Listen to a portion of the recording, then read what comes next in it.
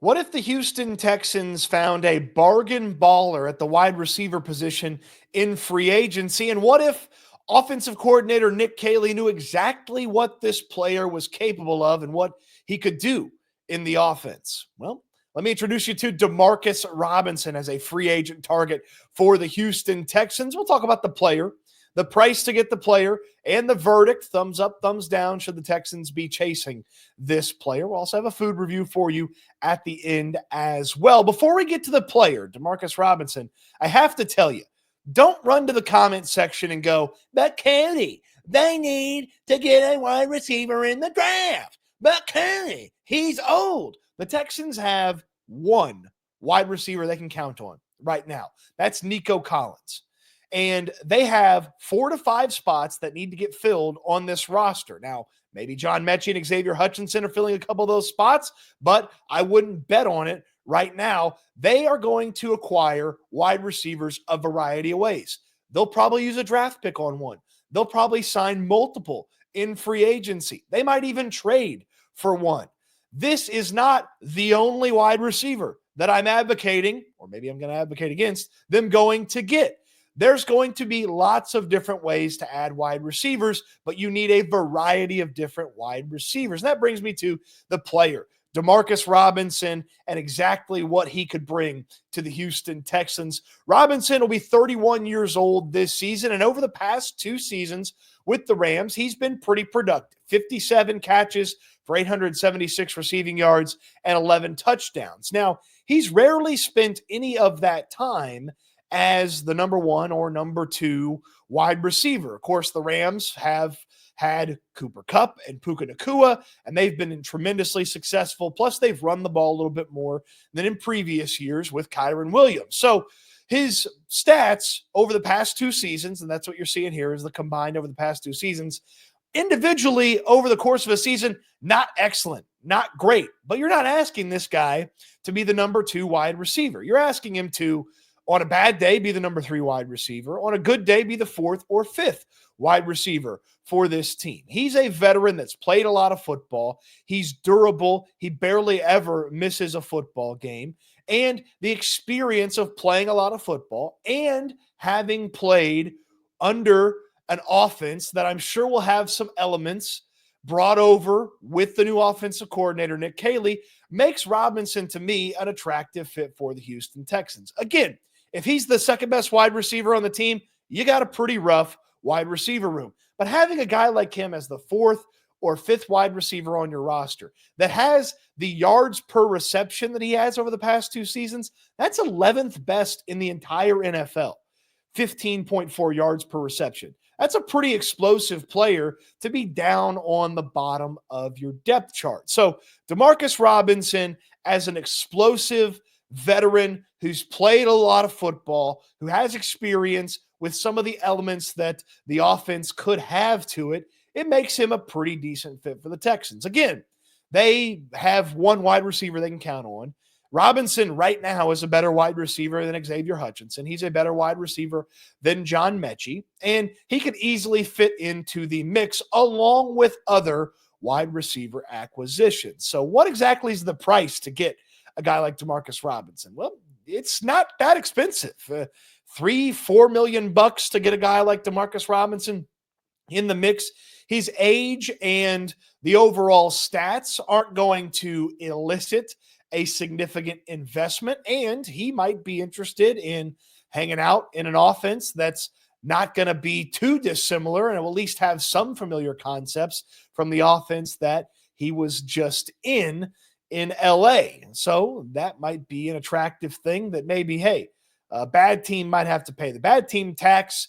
The Texans might get a familiarity break with Demarcus Robinson, and there will be opportunities. I mean, you got to think about it. If you're a veteran who's going to be 31, even if there is a rookie investment, another free agent, player's already on the team, he's a pretty successful and somewhat explosive player. He could get opportunities right away. So if the money was similar here and another place, and maybe he sees more opportunity with the Texans, it works out pretty well for Demarcus Robinson, and the minimal financial investment works out pretty well for the Houston Texans. So let's get to the verdict. And if you're kind of following what I'm dropping here, picking up what I'm dropping here, you kind of know where this one's going to go. I go thumbs up on Demarcus Robinson. Chase this guy. There's other veterans that haven't been anywhere near as productive as Demarcus Robinson. They're going to try to command more money. There's going to be other veterans that don't have a familiarity with some of the concepts that'll be there for the offense. I like this fit for the Houston Texans. I like what he brings to the table when he is on the field. A durable, reliable depth piece for your wide receiver room that can go along with maybe a first-round draft pick that could be the number 2 wide receiver, and another free agent that could be the number 3 wide receiver, or a veteran that could go along with a couple of wide receivers that you add to the room via the draft, and they can kind of learn from him and Nico Collins. Hey, this is how we do it at the NFL level. There's a lot to like about Demarcus Robinson, and really, what's there not to like? It's a minimal investment, and it's not a guy that you're going to heavily rely on. He kind of fills that Robert Woods spot in the Texans wide receiver room. What say you? Thumbs up, thumbs down, thumbs sideways on Demarcus Robinson? Let me know in the comment section down below. On your way down there, throw me a thumbs up on the video. Subscribe to the channel if you haven't already. Don't forget to check out SNL with myself and Landry Locker from the Locker Room. We'll be live at the NFL Scouting Combine next week. Going to be bringing you a ton of stuff. Nick Caserio will talk next week. D'Amico Ryans will talk next week, as well as whatever else we hear about the rumors going around the NFL, about the Houston Texans, free agents, draft picks, and so much more. You don't want to miss out on any of that. Appreciate you watching the video. Hope you enjoyed it. If you want the food review, it's coming your way here in just a moment. But I can't wait until we talk Texans again soon. Food review time for you. A dessert this time. How about the Post Malone Oreo cookies? Yeah, Posty's got his own specialty Oreo cookie, and I didn't trust myself with a whole case of them, so I got a friend to give me a couple of them. And, man, they smell really nice, like a strong, pungent candle, and the flavors on the inside are supposed to be salted caramel and shortbread cream on the inside. And as you'll see here in the cookie, it is swirled on the inside. So the 2 different flavors. And of course, you get a chocolate wafer and a golden wafer in the Post Malone Oreo, the specialty Oreo. And of course, you'll get a Post Malone specialty design on the chocolate wafer cookie portion of this Oreo. Let's see what Posty's bringing to the table here. I have high hopes, although I'm not sure about the swirled flavoring, but let's see here. Going in for another one. Okay, here's the first thing you notice. You get the 2 different sandwich cookie flavors. You get the 2 different flavors from the golden Oreo wafer and the chocolate wafer. So that's one of the first things you notice. I don't know that I can specifically taste the individual insides. There's supposed to be a shortbread cream as well as a salted caramel, but it's not a bad flavor combination. And as you'll see here, some of these are mixed and twirled just a little bit better. Assuming the salted caramel is the darker brown and the shortbread cream is the lighter color. But let's give it one more shot here, and then we'll give it a score 1 to 11.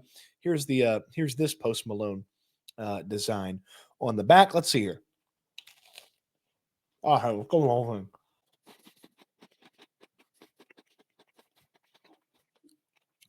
It's a good Oreo.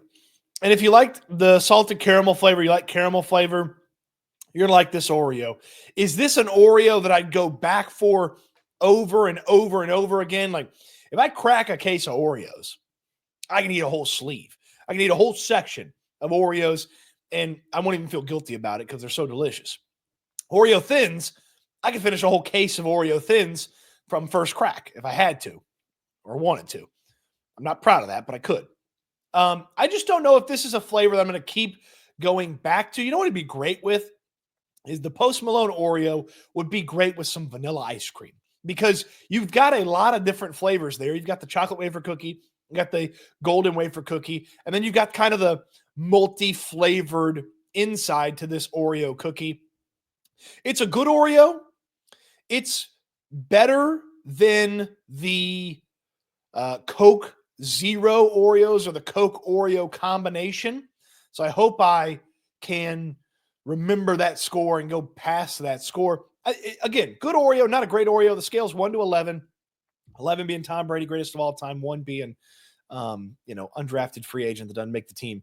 In training camp, I'll go with an 8.6. 8.6. Again, it's a good Oreo. It's not a great Oreo. There's various other Oreos that are better than that one. And really, when I want an Oreo, I'm not reaching for a golden Oreo.